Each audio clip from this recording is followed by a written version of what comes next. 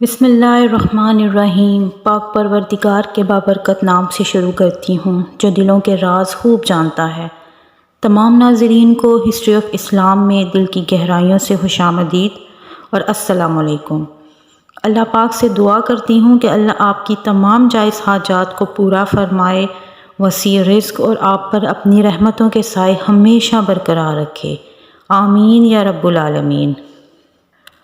ایک عظیم باپ کی عظمت کا واقعہ کہ کیسے اس کے بیٹے نے نبی اکرم صلی اللہ علیہ وآلہ وسلم کے حضور اپنے باپ کی شکایت کی اور کیسے اللہ عز و جل نے خود اپنے بندے کی وکالت کی۔ ایک دن حضور اکرم صلی اللہ علیہ وآلہ وسلم کی عدالت میں ایک صحابی اپنا معاملہ لے کر حاضر ہوا۔ انہیں اپنے والد سے شکایت تھی۔ نبی اکرم کے سامنے بیٹھ کر عرض کرنے لگے، یا رسول اللہ صلی اللہ علیہ وآلہ وسلم، میرا باپ بنا میری اجازت کے میرا مال لے لیتا ہے، یعنی جو پیسے میں کماتا ہوں وہ بنا مجھے پوچھے اٹھا کر خرچ کر لیتا ہے۔ آپ اس معاملے میں میرے والد سے بات کیجئے۔ جناب صحابی کا مدعا بجا تھا، کیونکہ اسلام کے مطابق اصول یہی ہے کہ اگر کمائی والد کی ہو اور وہ بیٹے کے پاس ہو تو والد اسے خرچ کرنے کا جواز رکھتا ہے، لیکن اگر مال بیٹے کا کمایا ہوا ہو اور اس کی محنت مزدوری کا ہو تو باپ کو اختیار نہیں کہ وہ بنا بیٹے کی اجازت وہ مال خرچ کرے۔ حضور اکرم صلی اللہ علیہ وآلہ وسلم شکایت سن کر خاموش ہو گئے اور فرمایا، ان کے والد سے کہو کہ میرے پاس آ جائیں۔ جب ان صحابی کے والد کو معلوم ہوا کہ میرے بیٹے نے حضور اکرم صلی اللہ علیہ وآلہ وسلم کے پاس میری شکایت کی ہے تو ان کو بہت رنج ہوا اور غمگین ہو گئے، لیکن زبان سے کچھ نہ کہا، کیونکہ عرب کے لوگ کمال کے شاعر ہوا کرتے تھے۔ تو انہوں نے دل ہی دل میں چند اشعار کہے جن کی صدا اللہ تعالیٰ نے سن لی۔ وہ نبی اکرم صلی اللہ علیہ وآلہ وسلم سے ملاقات کے لیے چل دیے، لیکن ان کی آمد سے پہلے حضرت جبرائیل علیہ السلام پہلے ہی حضور اکرم صلی اللہ علیہ وآلہ وسلم کے پاس تشریف لے آئے اور فرمایا، حضور، اللہ تعالیٰ نے آپ سے فرمایا ہے کہ اپنی عدالت شروع کرنے سے قبل پیش آنے والے شخص سے کہیے کہ وہ اپنے اشعار سنائے جو اس کی زبان پر تو نہیں آئے لیکن دل ہی دل میں کہے۔ اللہ نے انہیں عرش پر سنا ہے۔ اب اللہ رب العزت چاہتے ہیں کہ وہ اشعار آپ بھی سنیں اور سب بھی سنیں۔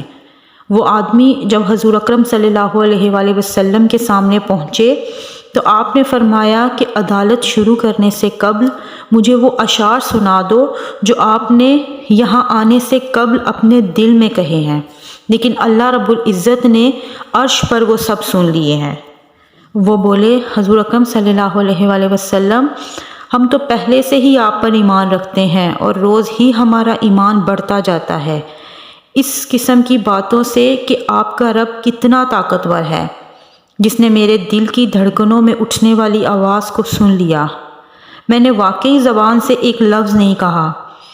آپ صلی اللہ علیہ وآلہ وسلم نے فرمایا، ہاں سناؤ، تم نے کیا کہا تھا؟ اشعار عربی میں کہے گئے تھے جن کا ترجمہ کچھ یوں ہے۔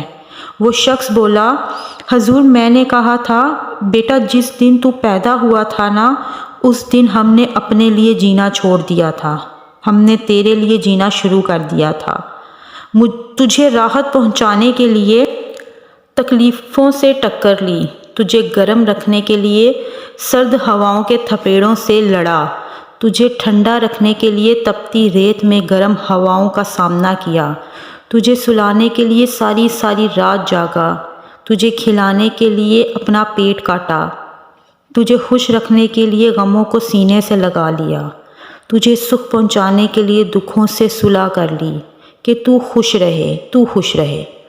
تیری خوشی دیکھنے کے لیے اپنے آپ کو مشقت کی چکی میں پیس کر رکھ دیا۔ جب کبھی تو بیمار ہوتا تو ساری ساری رات تیرے سرہانے گزر جاتی، کبھی تیری ماں بیٹھتی، کبھی تیرا باپ بیٹھتا، کہ یہی تجھے کچھ ہو نہ جائے۔ حالانکہ موت کا وقت مقرر ہے، اس نے اپنے وقت پر آنا ہے، لیکن تیری بیماری سے ہم تڑپ جاتے تھے۔ یوں ہی تیرے سرہانے بیٹھ کر کبھی رب کو پکارتے، کبھی دوائی لینے دوڑتے۔ اس طرح وقت کی چکی چلی، زمانے کی گردش نے میری ہڈیوں کا رس نکالا اور تیری ہڈیوں میں ڈالا۔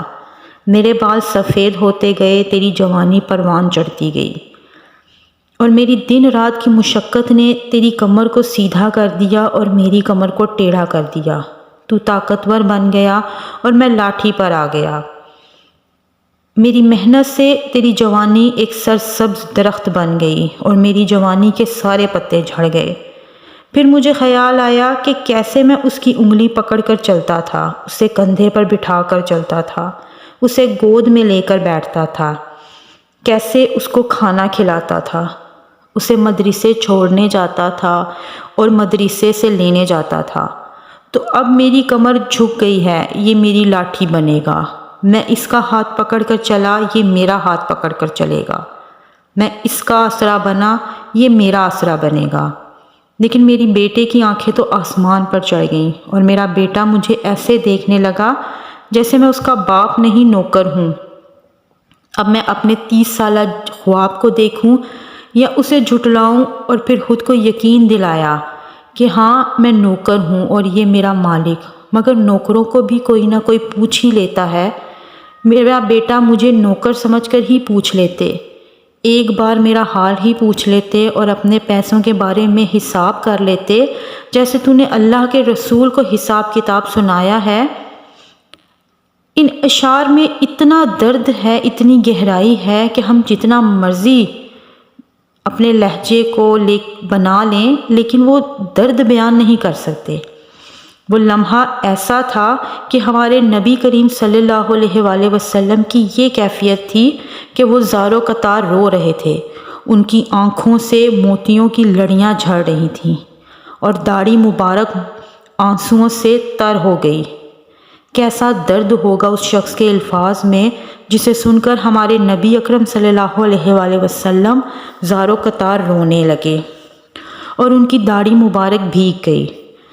آپ صلی اللہ علیہ وآلہ وسلم نے اس صحابی کے گریبان کو زور سے پکڑا اور کہا، جاؤ دفع ہو جاؤ میری نظروں کے سامنے سے، اور مقدمے کا فیصلہ کچھ یوں سنایا، فرمایا کہ جا تیرا سب کچھ تیرے والد کا ہوا۔ واقعے کا بیان تو اس بات کی نشاندہی ہے کہ ہمارا رب کتنا طاقتور اور سننے والا ہے۔ وہ ہماری اچھی باتیں سنتا ہے، دیکھتا ہے، ہمارے عیب دیکھتا ہے اور ہمیں اجر دیتا ہے، ہماری دعائیں سنتا ہے اور ہمارے عیبوں پر پردہ ڈال دیتا ہے۔ میرے محترم والدین دنیا کی سب سے خوبصورت نعمت ہیں۔ اگر ان میں سے کوئی نہ ہو تب انسان کو پتہ چلتا ہے، اور یہ وہ خلا ہے جو ایک مرتبہ پیدا ہو جائے تو مرتے دم تک پر نہیں ہوتی۔ اپنے والدین کی قدر کیجیے، ان کے ساتھ حسن سلوک کیجیے جیسا انہوں نے ہمارے ساتھ بچپن میں کیا تھا۔ ہماری انگلی پکڑ کر چلے، ہمیں بولنا سکھایا، ہمیں جینا سکھایا، ہمیں پالا پوسا۔ اب ہمارا فرض بنتا ہے کہ ہم ان کی دیکھ بھال کریں۔